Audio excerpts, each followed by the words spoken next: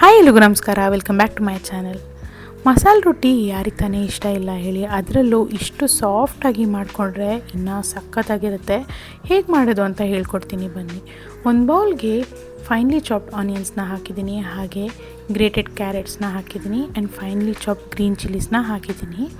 ಇದನ್ನೆಲ್ಲ ಹಾಕಿದ್ಮೇಲೆ ನೀಟಾಗಿ ಕಟ್ ಮಾಡ್ಕೊಂಡಿರೋ ಅಂತಹ ಕರಿ ಲೀವ್ಸ್ನೂ ಹಾಕ್ಕೊಂಡಿದ್ದೀನಿ, ಅದನ್ನು ಅಷ್ಟೇ finally chopped. And also coriander leaves ಅಷ್ಟೇ, ಅದನ್ನು ಅಷ್ಟೇ ಫೈನ್ಲಿ ಚಾಪ್ಡ್ ಮಾಡಬೇಕಾಗತ್ತೆ, ಯಾಕಂದರೆ ತಟ್ಟೋದಕ್ಕೆ ಚೆನ್ನಾಗಿ ಬರುತ್ತೆ ಅಂತ.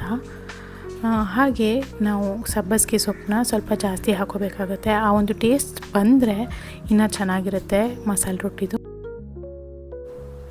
ಇವಾಗ ಇದಕ್ಕೆ ಜೀರಿಗೆನ ಹಾಕ್ಕೊಳ್ತಾ ಇದ್ದೀನಿ. ಒಂದೂವರೆ ಸ್ಪೂನಷ್ಟು ಜೀರಿಗೆನ ಹಾಕ್ಕೊಂಡಿದ್ದೀನಿ ನೋಡಿ. ಹಾಗೆ ಕಾಯಿ ತುರಿನ ಹಾಕೋಬೇಕಾಗತ್ತೆ. ಸದ್ಯಕ್ಕೆ ನಾನು ನೀರನ್ನ ಇನ್ನೂ ಹಾಕ್ಕೊಂಡಿಲ್ಲ, ಯಾಕಂದರೆ ಈ ಎಲ್ಲ ಇಂಗ್ರೀಡಿಯೆಂಟ್ಸಿಂದ ಸ್ವಲ್ಪ ನೀರು ಬಂದೇ ಬರುತ್ತೆ. ಆ್ಯಂಡ್ ರುಚಿಗೆ ತಕ್ಕಷ್ಟು ಉಪ್ಪನ್ನು ಹಾಕ್ಕೊಳ್ತಾ ಇದ್ದೀನಿ. ಈಗ ನೀಟಾಗಿ ಮಿಕ್ಸ್ ಮಾಡ್ಕೊಳ್ಳೋಣ. ಸೊ ಈ ಒಂದು ಮಾಯ್ಸ್ಟ್ ಏನಿದೆ ಆನಿಯನಲ್ಲಿರುತ್ತೆ, ಹಾಗೆ ಗ್ರೇಟೆಡ್ ಕೊಕೊನಟ್ಟಲ್ಲಿರುತ್ತೆ. ಹಾಗಾಗಿ ನಾವು ನೀರನ್ನ ಫಸ್ಟೇ ಹಾಕ್ಕೊಳ್ಬಾರ್ದು. ಆ್ಯಂಡ್ ಈಗ ನಾನು ಅಕ್ಕಿ ಹಿಟ್ಟನ್ನ ಹಾಕ್ಕೊಳ್ತಾ ಇದ್ದೀನಿ. ನೀಟಾಗಿ ಒಂದು ಸಲ ಮಿಕ್ಸ್ ಮಾಡ್ಕೊಳ್ಳೋಣ. ಫಸ್ಟ್ ಕೈಯಲ್ಲಿ ಎಲ್ಲ ನೀಟಾಗಿ ಮಿಕ್ಸ್ ಮಾಡ್ಕೊಂಡಾಗ ಆದಮೇಲೆ ನಾನು ಅಕ್ಕಿ ಹಿಟ್ಟನ್ನ ಸ್ವಲ್ಪ ಹಾಕ್ಕೊಳ್ತಾ ಇದ್ದೀನಿ. ಇವಾಗ ಇದಕ್ಕೆ ನಾನು ಬಿಸಿನೀರನ್ನ ಯೂಸ್ ಮಾಡ್ತಾ ಇದ್ದೀನಿ. ಬಿಸಿನೀರು ಹಾಕೋ ಕಾರಣ ಏನಪ್ಪ ಅಂತ ಅಂದರೆ ರೊಟ್ಟಿ ಅಷ್ಟು ಈಸಿಯಾಗಿ ಬ್ರೇಕ್ ಆಗೋಲ್ಲ ತಟ್ಟಬೇಕಾದ್ರೆ. ನೀವು ತಣ್ಣೀರು ಹಾಕ್ಕೊಂಡ್ರೆ ಬೇಗನೆ ಬ್ರೇಕ್ ಆಗಿಬಿಡುತ್ತೆ.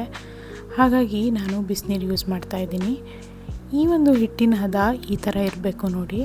ತಟ್ಟೋದಕ್ಕೆ ಸುಲಭ ಆಗಬೇಕು, ತುಂಬಾ ಗಟ್ಟಿ ಇರಬಾರ್ದು, ತುಂಬಾ ಮೆತ್ತಗಿರಬಾರ್ದು.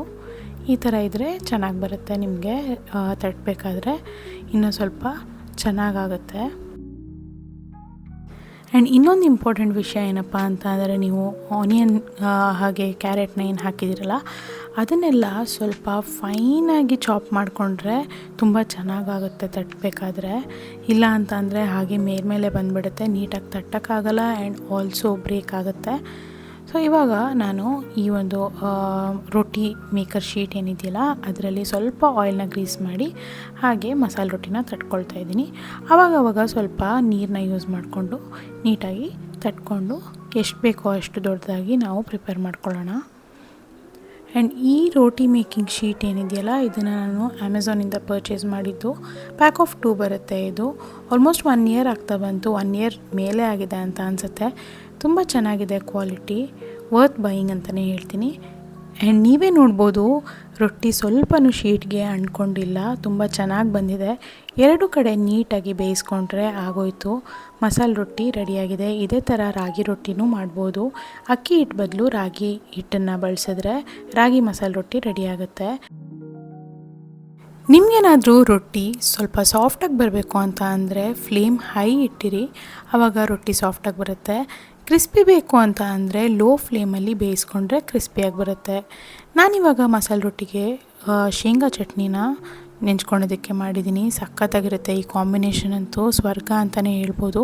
ಖಂಡಿತವಾಗ್ಲೂ ಟ್ರೈ ಮಾಡಿ. ಈ ವಿಡಿಯೋ ನಿಮಗೆ ಇಷ್ಟ ಆದರೆ ಲೈಕ್ ಮಾಡಿ, ಕಾಮೆಂಟ್ ಮಾಡಿ, ಹಾಗೆ ಚಾನಲ್ನ ಸಬ್ಸ್ಕ್ರೈಬ್ ಮಾಡೋದು ಮರಿಬೇಡಿ. Thanks for watching, bye.